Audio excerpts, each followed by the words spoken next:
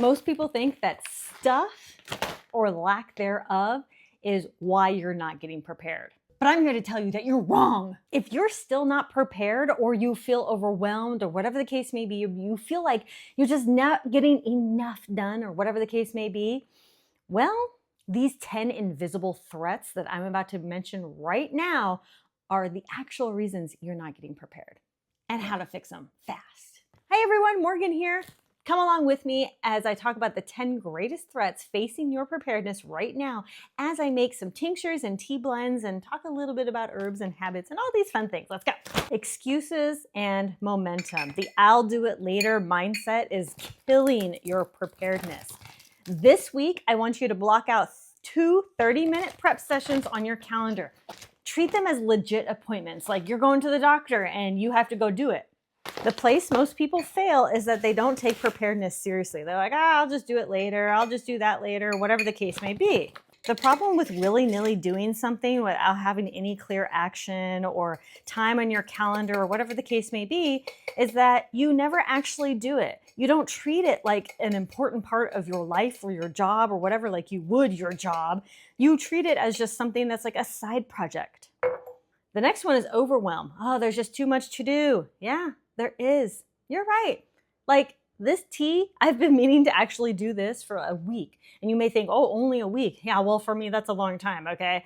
I was just doing it a little bit at a time, but now I'm like, you know what? I got to put just like a big chunk of this tea together because I'm using it every once in a while enough that I need it. These tinctures I've been meaning to make for literally months, and I've been putting it off and putting it off. Something that has really been helping me is this book, Atomic Habits. I have gotten into some seriously bad habits over the past few years that have prevented me from getting certain things done in a timely manner. I know we all have different 24 hours in our day. The problem is we're not using them to our max potential. And it's mainly because we're always waiting for that perfect time. I need the perfect plan. I need the perfect time. I need the perfect stuff. There's no such thing as perfect. Perfection is holding you back. 100,000% it is. Information overload. What do I do? How do I go? Well, you know what? I have a checklist down below that you can download for free to get you started and keep you on track. This week, as part of your regular 30 minutes that you're devoting to preparedness, you're going to set a research timer and summarize 3 clear actions. These actions are going to keep you set and keep you on track. Okay? There we go. That's good. Oh my gosh, it smells good. This is not big enough. Oh, yeah, it is. Nope, it wasn't. Oh my gosh.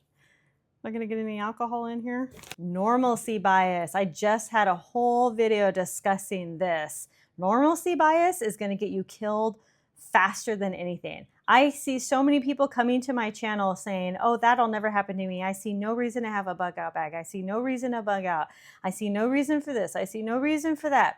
Well, that normalcy bias is going to get you killed. The whole point of preparedness is that you're prepared for as much as we can possibly imagine. That doesn't mean we're going to be prepared for every single little thing.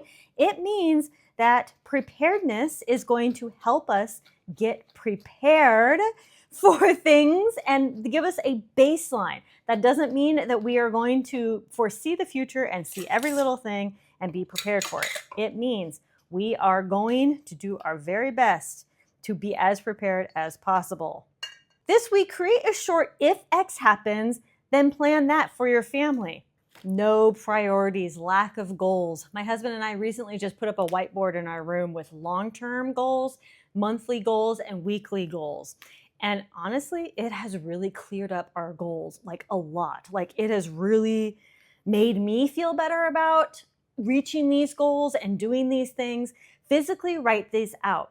This week, break that goal into tasks and assign them to people or things or whatever. If you prioritize and you say, okay, we really need to get a bug out bag. All right, well, what do you need for that bug out bag? Write a list. What do you need to do for your emergency disaster plan? Write a list. Get together with people. Start doing these little tasks that are going to add up to the big picture. Now, this is a tincture, so I'm going to put this in a dark place for about 4 to 6 weeks. I usually like to let it go maybe a couple months, so just to make sure it infused. 30 grams each, all right. Now we have the lack of habits / inconsistent follow through. One-off actions will fade without routine. You must have a consistent routine. Like we were saying earlier, mark out those times in your calendar to make sure that you are being consistent with your time. Those 30 minutes are mapped out for preparedness only. I wanted to let you guys know that super easy ways to support me are subscribe, like, comment, and share. Also, if you're in the mood for any new apparel, I do have t-shirts and stuff. But also, I have a lot of free guides at my website, as well as a couple books and things. It's all down below in the description. I appreciate y'all. Do another 30. Here we go. Oh, I love Echinacea. So this week, I want you to schedule reoccurring 15-minute blocks and set reminders, or you can use those 30-minute sessions that we were talking about before. It takes 30 to 90 days to create a very consistent habit. You can break it very easily, okay? But you need to be consistent with that habit.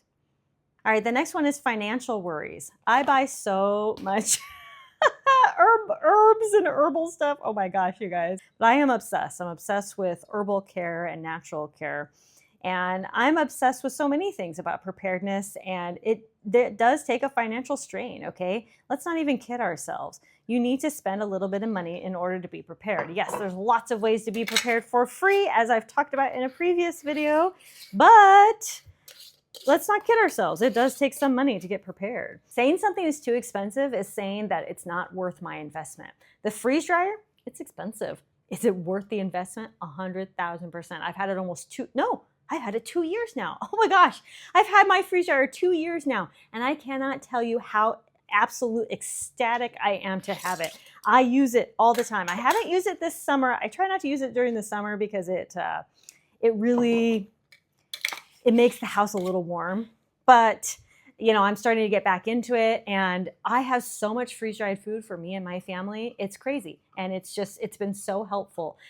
So this week I want you to create small prep budget items and then commit to a certain amount monthly that you can save towards those bigger things. And also, like with the freeze dryer, they have layaway plans. So like you can put $250 down, which you may have to save for, right? And then you can pay on it. And if you do plan to put it on a credit card or get into more debt for it, just remember to have a plan to pay off that debt as quickly as possible, because you don't want to be indebted to anybody ever. I had to figure out I always forget how to spell echinacea. What the heck? Can you even read this? I literally just walked over there and I was like, what am I reading? What is this? I'll hopefully remember. Maybe. Household or social resistance is a big reason people do not be prepared. People are very heavily influenced, okay? And I hope that I am a positive influence in how you are getting prepared, how often you're getting prepared, and who you're preparing with and what you're preparing for. But people that we live with, our friends and our family and just society, like on social media, if somebody says, oh, prepping is stupid, you might be influenced by that depending on who said it, right? So, you know, we've seen people say time and time again that doomsday preppers are so crazy and weird, but we're trying to demystify what prepping actually is.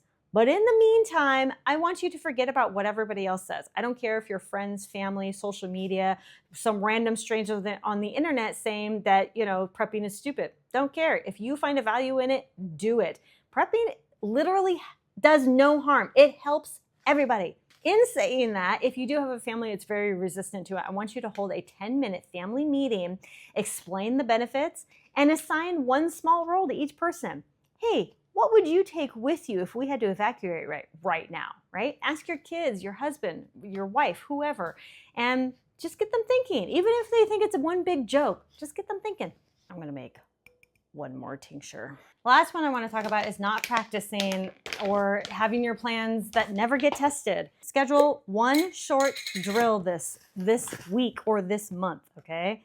All right, here's your 60-second challenge. Take one of the top 10 that I listed in this video and let me know down in the comments which one you're going to do right now. What step are you going to take immediately in order to get more prepared? And don't forget to download that free download, link in the description and probably in a pinned comment that I'll do. Thank you all so much for watching. I'm gonna shake this up a little and stick around, subscribe, like, comment, and share, and let me know what you liked best about this video and how you are going to progress forward in order to be better prepared. I'll talk to you all later. Conquer tomorrow by preparing today. Bye-bye.